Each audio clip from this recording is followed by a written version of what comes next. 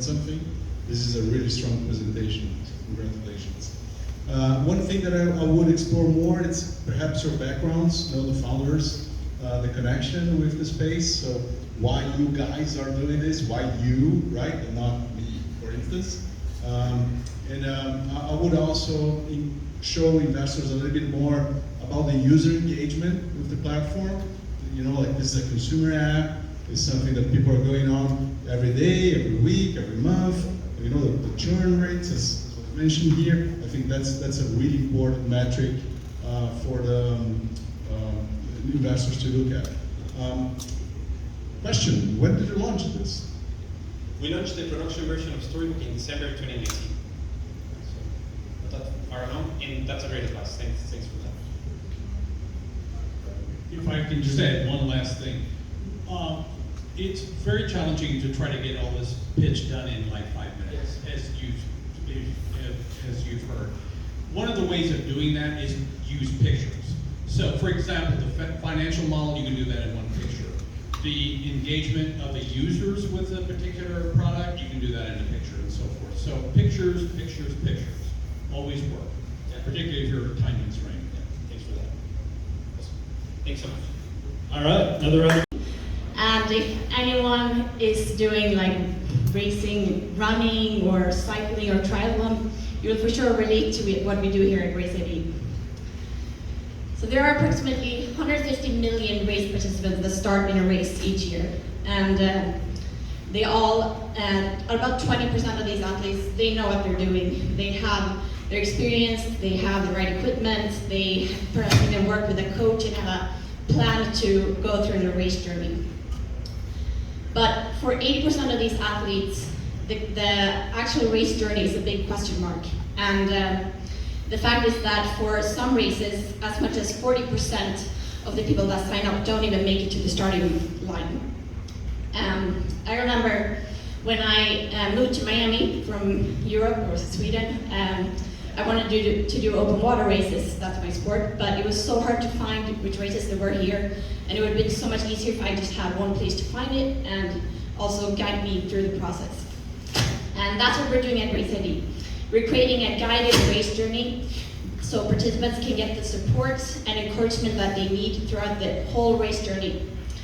And we do that by tackling participants' 3 biggest problems: to find and sign up for races, to get guidance to cope with the challenge, and also to collect all their data and results in one place.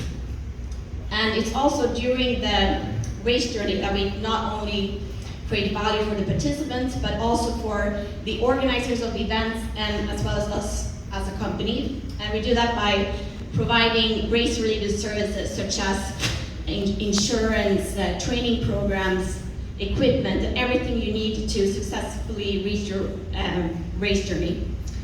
And we also get participants to sign up for more races, and we help race organizers communicate with the participants at the right time. So the race journey is the vision that we're working on right now, but we're already a global platform for both race organizers and participant users. This is our team. We are headquartered in Stockholm, but we're a global remote team. And the unique thing about us is that we're all endurance sport athletes, and we're really passionate about what we're trying to build at Race ID. And as you understand, there's a huge potential to monetize the race journey of these 150 million athletes. And we have come up with 4 ways to do that. The first one is race commissions from our B2B event management system that we've built. And we get commission on every transaction that goes through the system for those registrations. Then we've also tapped into selling race-related products in the checkout through rev share models with third parties. An example of that can be, for example, race insurance that participants can buy when they check out. Then we are also in the early stages of developing a premium service of our app for participants. It already exists in a free version. And we also see great potential in the future for marketing and advertising for companies that want to reach participants through the platform. And as you see, adding up these revenue streams, the average revenue per user has great potential to grow over time. And also combining that with a greater volume of participants on the platform. And we have passed the product market fit stage, and last year we spent developing the system, automating many processes, and defining our growth engines. We really feel like now we are ready to take the next step towards becoming the next Swedish tech unicorn. And to do that, we're looking for additional funding to activate those revenue streams that I talked about, and as well as expanding to new markets, which US expansion is a big part of, and also to continue investing in the platform. All right, that was it. A bit quickly in my contact if you want more details about the presentation. All right.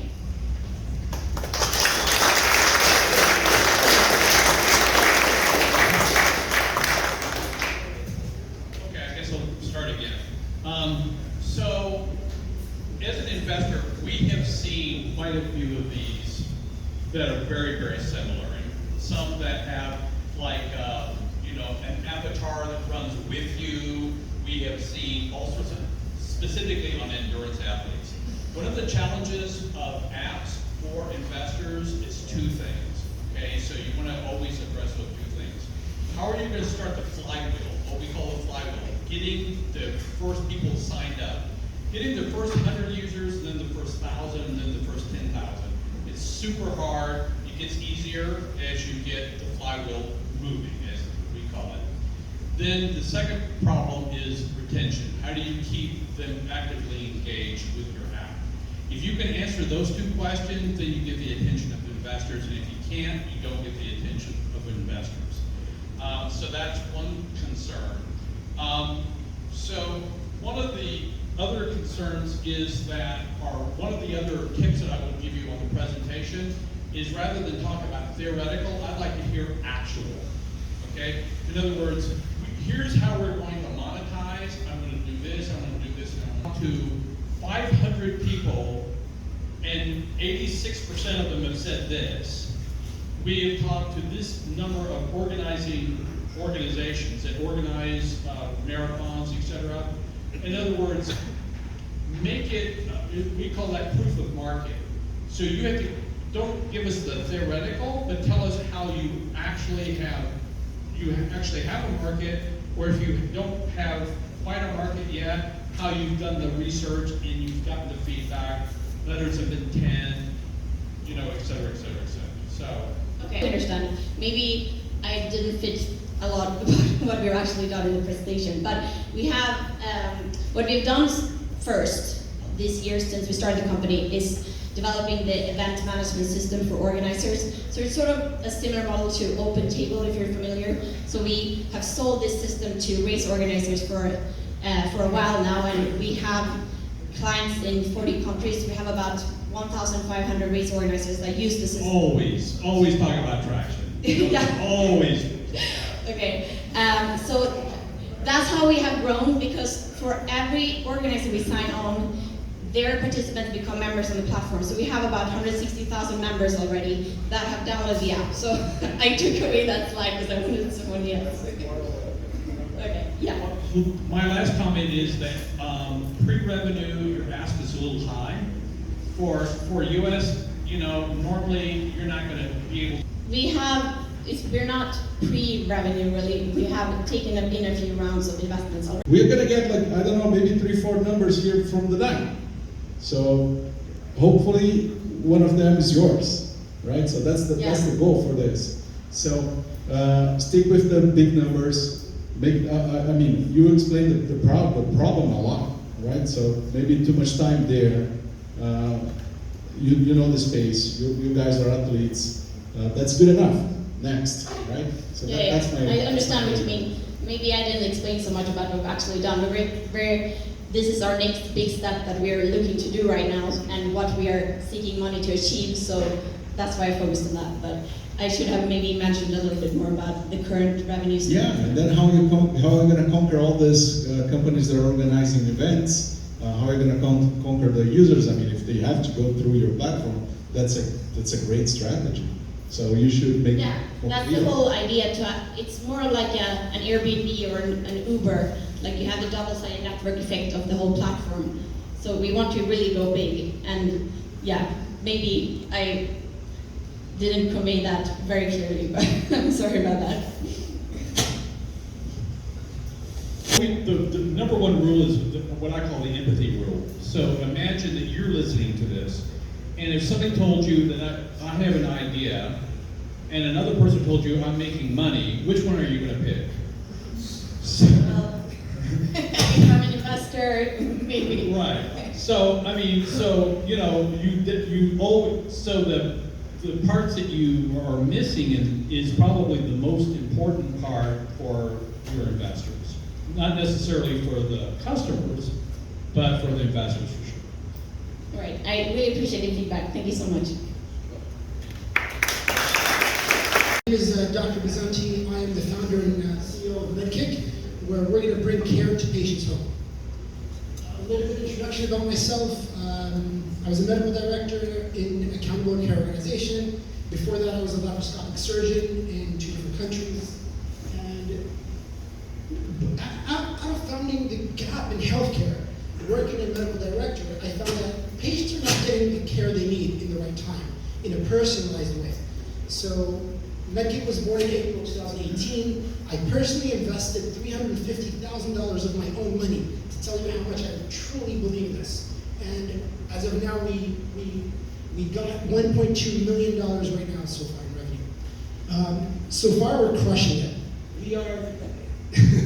We made over 800,000 last year in 2022, and we're making. Last month we made 80,000 in revenue. Every month we're recurring. We're in 16 different states. We have 39 doctors contracted, and over 10,000 patients we're caring for.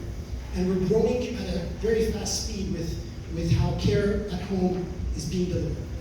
A little bit about the problem. Healthcare costs is huge in the United States. One of the toppest, when you look at countries spending in healthcare. And most of it is because of a lot of emergency room visits or unnecessary hospitalizations. So if we can tackle that and be more preventative and be more proactive, then we tackle the problem. Another problem is when you call the doctor, you can't get in. It's too much wait time, there's a shortage of nurses, and it's just too much and doctors are not making that much. So what we did, we came up with a solution. And the solution is really three simple things.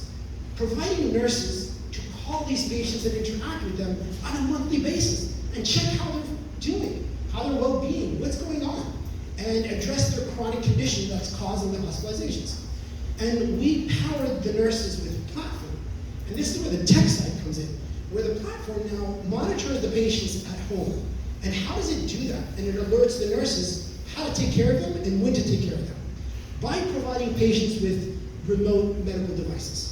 So we have the basic medical devices like a blood pressure, glucose monitor, weight scale, and we put in all these devices, SIM cards and IoTs, that will help automate and transfer that data securely in HIPAA compliance way to that platform.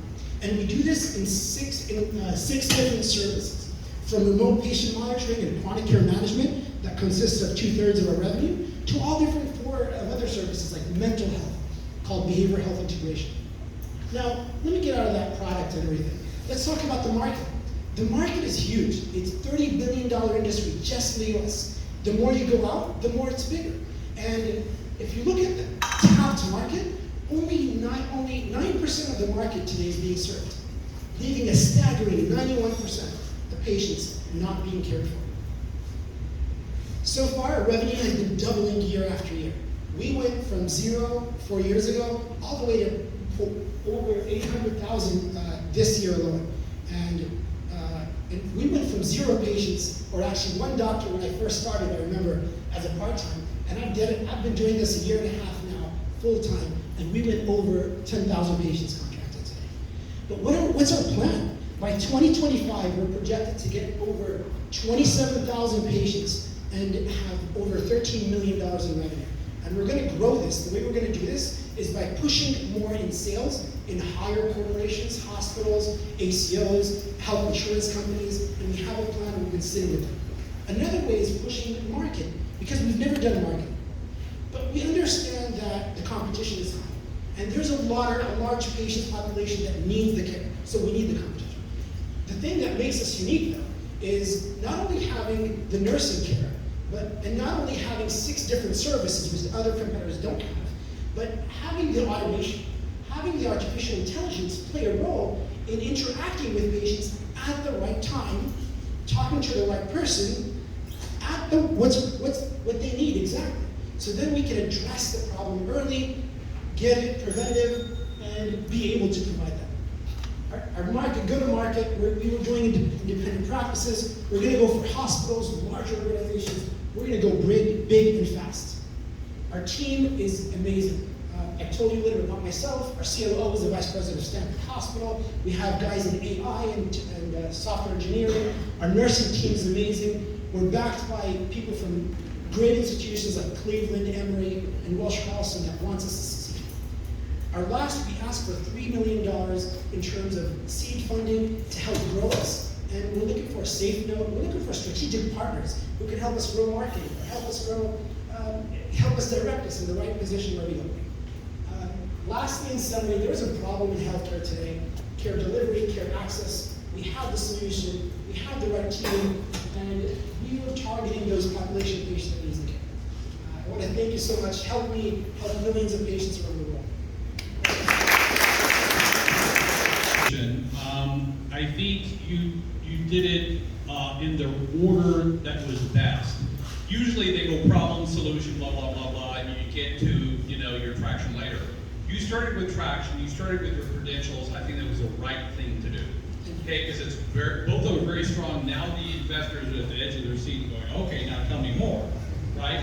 So you start, if you have a good story on traction and on the team, you start with that. So definitely like that. Now, with that said, we have heard lots and lots of remote healthcare startups, lots and lots and lots. So there's 2 things that I would like to hear from you. One is, why does your particular model, why is that one the right one? For example, the idea of nurses proactively calling patients. How do you know that that's the right thing to do? And maybe you don't know the answer to that, but you tell me that you have a process for constantly iterating the model depending on, analysis of what works, et cetera, et cetera. Why is that the right thing? One of the concerns with a lot of investors on this kind of a startup is called the scaling issue. Because unlike software, which I can make 1 million copies for no additional cost, I have to go find professionals. Everybody knows there's a nurses shortage, et cetera, so I'm going to have a scaling issue. I'm concerned with that. And last but not least, I think the $3 million is a little optimistic. Maybe not too optimistic, but I'll tell you what, it will be a showstopper with a lot of investors today, and it's a safe note. Safe notes are a no-go with almost every investment organization I know of. In California, they're popular. Outside of California, not so much. Great question, actually astonishing. I'm just dazzled by how amazing they are. The first one is, how do you know that is the right approach to, that nobody else has thought of? Because you listen to competitors. Yes. So why are you going to beat them? Is it your idea or is it your meta idea? How you're going to change ideas as needed? I worked as a medical director for an accountable care organization for 8 years across in Florida. After being a doctor, understanding how to take care of a patient. So I came from the world of how would I treat patients, and then I came from the world of, hey, what's the system behind it where utilization is too high, where care is not quality delivered, where problems there. So I found a gap, and the gap was we're not reaching patients at home early enough to prevent that UTI going to the hospital, or that COPD exacerbation or asthma that will lead them to hospital heart failure. So I used my medical knowledge along with other friends and people that are in the high medical side to put a workflow together to have a blueprint of how can we reach those patients to reduce the outcomes that we want, which is reduction in hospitalizations, ER hospitalizations preventable or avoidable being done, and lowering the healthcare costs overall. I've succeeded in it with ACO.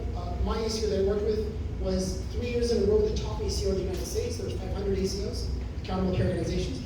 And I use that solution along with parallel with other ideas from the doctors, and that's one thing. The second thing is the nursing shortage. How do we scale that? Last year alone, we had 4,700 nurses apply for a position with us, which means why? Because our nurses are really tailored to work from home, at the comfort of their home, taking care of their children, being not able to drive an hour to work, drive an hour back, lower the cost of child care. We lower the cost for nurses to be at home next to their loved ones and care for them, and also be passionate enough to take care of the patient that we can, and we can pick the best nurses there is. So the shortage of nurses that's happening, they're coming to us. They want to work with us. So scalability is not a problem in terms of hiring nurses. The last one was primarily, safe note. It's negotiable. Honestly, I'd love to have a safe note. I'd love to give it equity, but it's also negotiable and open to any other. Just make sure it's. Founders always want safe notes. Investors never do. I agree. Hey, I just say what I want. You tell me you want. Well, shake hands. A tip there is I'm looking for 3 million. I'm looking for a lead investor to set terms. That's how you do that. I'm not telling you that. I want that. Leave it open, yeah. Yes. Leave it open. So first of all, congratulations. It's a very, very interesting idea. We need to solve the healthcare crisis. It grabs the attention. Everybody pays more attention to that. Once you have it, use it. I also like that you made a clear pitch. Like, listen, I'm looking for $3 million. So that's what I'm doing here, right? So there is no doubt about it. So that's great. One thing that I think you have, and you could explore more, is like your natural knowledge of the space, right? So sometimes the presentation was kind of a little bit rehearsed. I'm not sure if you did that, but looked like, and I don't know. I don't like rehearsed presentations. Other people like, right? And also, I think you could share a little bit of your actuals, not just projections. If you could tell us a little bit more where you are, how many patients you have, how many nurses, doctors, professionals you have engaged in the platform, revenues, that would be great. You're in front of the audience. Should show them. Thank you so much. I have slides. I can go back, but we have 39 doctors. We're in 16 different states from Michigan. Yeah, I didn't say. Yeah. What should I say? Yeah. Put it in the slide. Put it in the slides. Yes. Mouse this one. It's the mouse this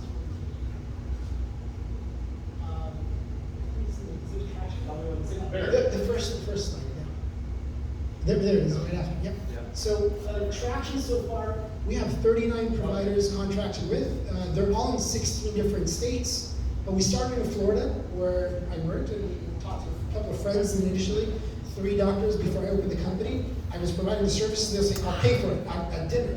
They said, "Hey, I love your services. I'll pay for it." I said, "Wait, what?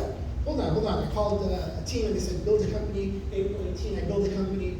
I start charging them, and then they start referring to other doctors, and then I start getting sales, and I started doing Thursdays off. I was working as a medical director. I took Thursdays off. I was knocking doors in medical offices and getting kicked out, and I loved it. Honestly, it was really fun. That's how I started a company. And I was like, I get kicked out as a doctor? Okay, I'll see who wins. And now I'm caring for 10,000 patients today, all across, and they love our services. We got patients that didn't have money to pay for a COPD medication. We got a 92-year-old. She used to work. Right. We got her a job at Indeed. We wrote a resume for her. She's doing a job now to pay for her medication. We got someone living from the car. Now they live in a nice shelter. We got someone warm food that didn't have food. We got people in dentistry that didn't have money for dentistry. And our nurses, every day, every week, when they're doing our nursing meeting and they're telling stories, that's what keeps me waking up every day and moving and keep going. And it really, it's a change. It's a life. We take care of people, then things will happen. That's what the whole idea behind this is. Something amazing. Attraction, energy, you're an industry insider, so you have the foundations to be successful. However, I'm confused. I'm confused. Who is your customer? Is it the nurse? Is it the patient? The doctor? The hospital? I heard all of them, and then I heard a problem about the industry. Healthcare costs are going up. Yeah, I have a who's gonna pay for the service? Yeah. 3 slides. Good question. What? Can you tell me? Yes. So it's a B2B. Our other B is medical doctors who get reimbursed by the insurance companies. The insurance companies pays the doctors pay us. So our doctors are independent here. This year we're going after hospitals. We're going after large organizations that have large. Eventually, it's the doctors who are going to build these services under, because these patients are generally supervised by their provider. The end customer who we're serving are patients at home, the patients that are taken care of by these doctors. The nurses are our nurses. We hire, train, onboard them, and give them education on how they can deliver the highest quality of care that could be possibly given from every essence. The healthcare overall, they're the one who's suffering. So when I say healthcare, I mean the U.S. healthcare is spending $4 trillion in healthcare, and 1/4 of it is in hospitalizations that could be avoidable. So we're trying to solve that. So just final point, you may want to clarify much more how this is with the customers. Just very clear. End customers. And when you focus on the problem, don't focus on the problems of the industry. Focus on the customer. What's the problem the doctors are having today? And if we all know that it's very hard to do the nurse. It's very hard, to hire professionals. So anyway, just be clear, as an investor, if you're solving the labor shortage in the healthcare industry, that's a problem worth to put money. Put money in something to lower healthcare costs, that's a politician problem. You're right. I apologize. I will take it up. But regulations, I will take it up. you have tractions, everything else is noise. Thank you so much. We'll do it. Thank you so much. Always that. Because these guys have great ideas, I always give you another idea. The last thing I'll add is, if the doctors are your customers, then we want to hear a little bit about the go-to-market, because all of us that know about doctors as customers, they're very reluctant to change. Okay, it's very difficult to reach them too, because we don't have large corporations, with some exceptions like HCA and so forth. So it's very difficult to reach them. So who's going to buy? Why will they buy? And why would they buy you? So you want to cover that. But clarity on the customer is always helpful. Thank you so much. All right, great job, Steve. One of the first investors or advisor in product was their VP of product. And we have a lot of access on how they grew. And one of their main strategies was paid acquisition for social media. So we've been following the same path with a lot of success. Our VP of growth was the one who took a company from the same industry from $200,000 in monthly sales to $2 million in the span of a year and a half. And we're following that path. So with that strategy, we believe we can reach $10 million in sales, doing what we are doing right now in yearly sales, without tapping into other channels. Of course, that has a ceiling. And for us to grow beyond $10 million in years, the next years, B2B is the way to go. So that's why we started already some B2B partnerships. And we've done several things, from employee benefit programs that we've sold to a few companies, I think around 30 so far, to CPG brands. We are working with Nestlé in Europe. We are working with Kimberly-Clark in Latin America and the US. Small projects, pilots, but our content and our platform is a great place to put their brands on. And on the same token, we are working with the schools as well. So there's a lot of opportunities in the B2B side of things as a channel. And beyond that, we haven't even tapped into other authors and creators, and we think that's going to be a great way to grow. And in terms of in markets, the US right now is our main market, so we're really focused on Mexico and the UK.